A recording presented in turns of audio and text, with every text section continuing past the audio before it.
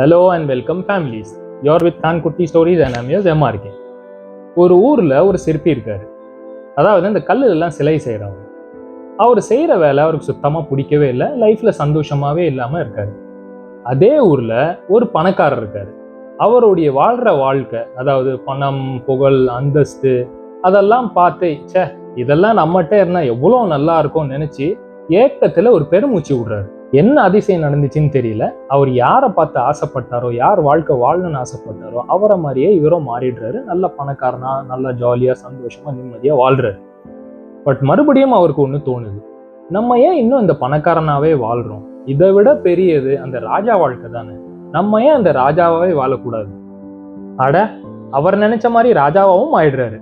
மித மிஞ்சிய பணம், ஆபரணமும்னு ஒரு சொர்க்க வாழ்க்கை கிடைக்குது அவருக்கு. இதுவும் அவருக்கு அழுத்து போயிடுது. என்னடா வாழ்க்கை இது, ராஜாக்கும் மேல என்ன இருக்கும்?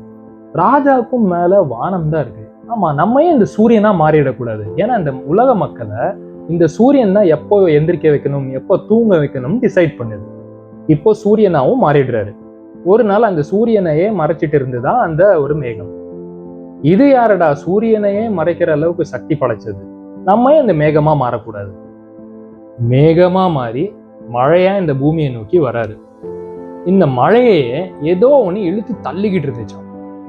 இது யாரா, நம்ம தான் பலசாலி நினைச்சோம், நம்மளை யாரா தள்ளுன்னு தள்ளுறது? திருப்பி பார்த்தா அந்த பூமியே புரட்டி போட்டுட்டு இருக்கு இந்த புயல் காத்து. சின்ன சின்ன செடியில இருந்து பெரிய மரம் வரைக்கும் எல்லாத்தையும் வேரோட புடுங்கியாச்சு. இனி இந்த உலகத்துல நம்ம தான் பலசாலி நினைச்சிட்டு இருக்கும் போது எதுக்கும் அசராம ஒரு பாறாங்கல்ல அந்த வழியில கிடக்குது. நம்மளை அசைக்க இந்த உலகத்துல யாரும் இல்லைன்னு நினைச்சோம். இந்த கல் என்னடா எவ்வளவு அசைச்சாலும் மாறாம அப்படியே நிக்குது. அப்போ இந்த கல்லு தான் சிறந்தது போல அப்படின்னு நினைக்கிறாரு. கல்லாவும் மாறிடுறாரு. இனி நம்மள இந்த உலகத்துல யாராலையும் அசைக்க முடியாதுன்னு நினைச்சிட்டு இருக்கும் போது காது வலிக்கிற மாதிரி டொக்கு டொக்குன்னு ஒரு சவுண்ட் வருது. பார்த்தா சும்மா கடந்த ஒரு கல்ல இந்த உலகமே ஆச்சரியப்படுற அளவுக்கு ஒரு சிலையை செஞ்சு முடிக்கிறாரு ஒரு சிற்பி. அது வரைக்கும் யாருமே கண்டுக்கல அந்த கல்லை. இப்போ மக்கள் கூட்டம் கூட்டமா வந்து பாக்குறாங்க அந்த கல்லை.